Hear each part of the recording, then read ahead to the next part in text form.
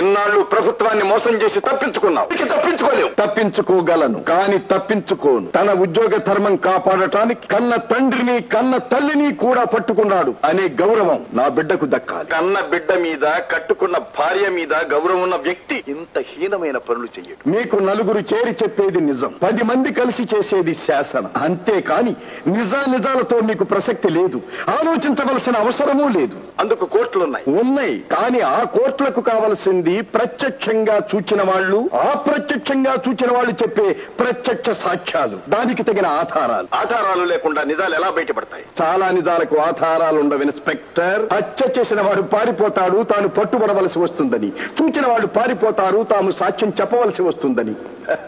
ఇంకెక్కడి ఆధారాలు? నేను నేరం చేయలేదని నాకు తెలుసు, తామే ఆ నేరాలు చేస్తున్నామని ఆ ధర్మం, సత్యం, న్యాయం వాళ్ళ ముగ్గురికి తెలుసు.